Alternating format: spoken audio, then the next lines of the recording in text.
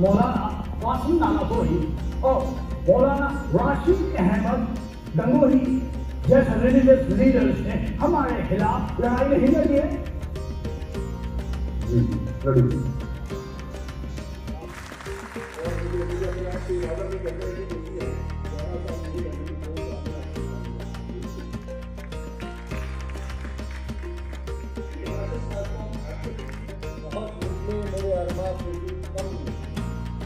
और वो अरमान क्या थे कि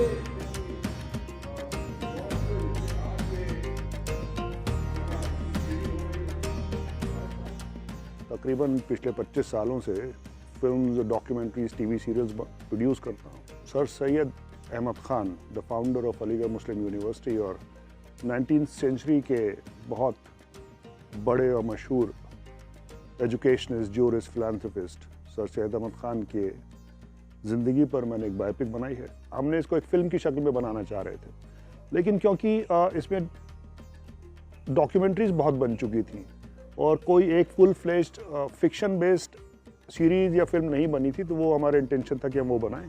लेकिन क्योंकि फिर उसके लिए बहुत लाविश रिसोर्सेज चाहिए थे और whatever little resources we had, तो हमको समझ में आया कि फ़िल्म थोड़ा ज़्यादा हम लोग अफोर्ड नहीं कर पाएंगे, तो we turn it into a web series.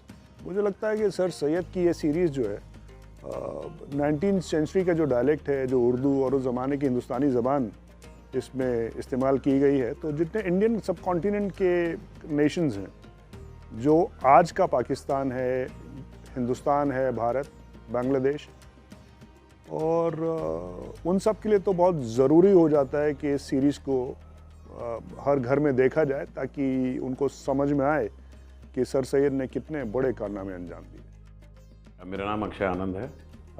ये जो मैंने वेब सीरीज़ की है, इसका नाम है मसीहा। तो मुझे ये रोल बहुत ही बहुत ही इंटेंस लगा, क्योंकि इसमें कई सारे शेड्स थे जो एक एक्टर को कभी कभी नहीं मिलते हैं एक रोल में करने को। इसमें ग्रे कैरेक्टर्स भी थे, इसमें इंटेलेक्ट था, वो बहुत माना हुआ इंटेलेक्चुअल था वो, और उसके फादर उसको किसी लेवल पे इतना रिस्पेक्ट करते थे उसके इंटेलेक्चुअल की वजह से, उनके इंटेलेक्ट की वजह से। तो ये रोल मेरे लिए एक बहुत ही इम्पोर्टेंट और बहुत ही मेरे को शानदार रोल लगा ये, जब मुझे ये ऑफ़र किया गया था, और इसको करते करते भी बहुत मज़ा आया मुझे। औरतों में बहुत ज़्यादा रेजिलियंस होता है, और उस समय भले ही उनके पास अपना क्या कहते हैं इंडिपेंडेंस नहीं हुआ करती थी, क्योंकि आप उनके पास नौकरी नहीं होती थी, तो इकोनॉमिक फाइनेंशियल इंडिपेंडेंस नहीं हुआ करती थी, तो वो डिपेंड करते थे अपने परिवार पे, अपने हस्बैंड पे।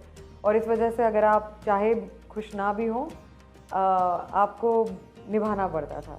मे बी आज वो चीज़ थोड़ी सी चेंज हो रही है, पर the resilience in women, I think that has remained across the board. This is something that I have seen in my family also, with my nani, my mother, my sister, and it goes on. So I think that's a very relatable thing.